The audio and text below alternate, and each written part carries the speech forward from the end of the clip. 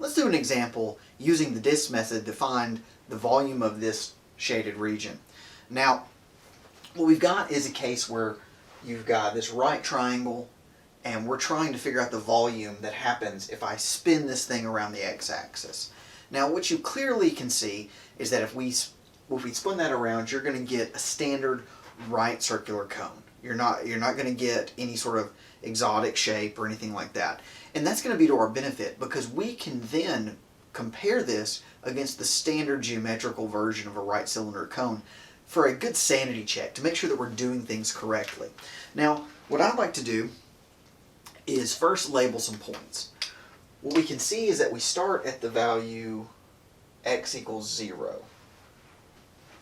And since we have this line y equals 2 minus x, what we then can see is that this is it goes to x equals 2. Now what you also need to know if you're going to compare this against a right circular cone is the radius, right? In a right circular cone, this would be the height and that would be the radius because we're revolving, so you're going to have it, the base is going to be here and it's going to graduate to the top. And that's also going to be 2, right? When in this formula, when x is 0, y is 2. When x is 2, y is 0. So what we see is that our radius is 2. Our height is also 2. So it's kind of confusing here. You know, it doesn't really, this being an isosceles triangle, you R and H are kind of the same. So your volume of a right circular cone is 1/3 pi r squared h. So it's 1/3 of the cylindrical volume, which is 1/3 pi 2 squared times 2. 2 times 2 is 4, times 2 is 8. So you end up with 8/3 pi. Now that would be the answer. So if you were going to, sort of game the system and do homework or whatever, you could do this, but you'd be shortchanging yourself because you're going to eventually get to things that are not this simplistic, do not relate to standard geometry or classical geometry, and so it's important to use the techniques that we are developing here. So let's continue on with these new techniques. We have a function, so that tells me my function's height can be determined by 2 minus x.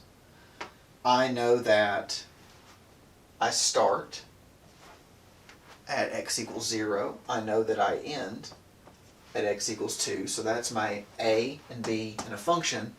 So it looks like I have everything I need to plug into my volume formula. I can say volume from a to b of pi 2 minus x squared dx. Now there's two ways to do this.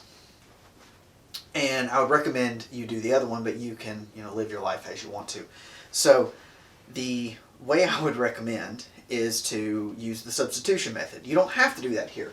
You can square this out and you'll get 4 minus 4x plus x squared, right? You would have to find those separate integrals and then solve them. What I would recommend in this case is to actually use substitution. Let's reinforce some concepts that hopefully you feel comfortable with now.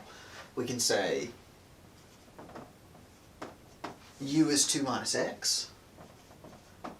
So du is negative dx. And then we need to substitute the bounds as well. So we can say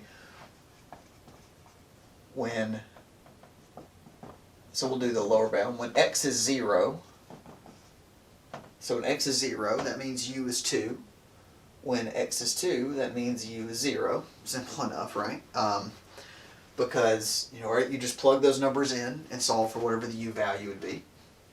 So that gives us 2 to 0 pi u squared negative du.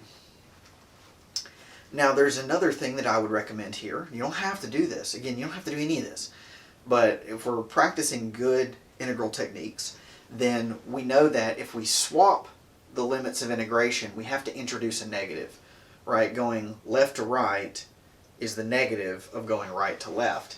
So we can introduce a negative, change the bounds, but since I have a negative here and a negative here, there's cancellation. That leaves us with v equals 0 to 2 pi u squared du. Okay, now we're actually ready to perform the integration. I know it seems like it was a lot more work that way, but it's not. It's more work to talk about it than just do it. But if you were comfortable with this and doing this, it would actually be, in my mind, it would be quicker to do it this way. So I get v equals 1/3 pi u cubed, right? Because you add 1 to the power and divide by the new power, and then you're going from 0 to 2. Now, you know that when u is 0, this whole thing is 0. So we actually only need to evaluate the top end. So we can say the volume is 1/3 pi 2 cubed. Well, 2 times 2 is 4, times 2 is 8, giving us 8/3 pi. Which of course matches what we had over here. And that's the brilliance of this, is that this is a lot more work than just doing it this way.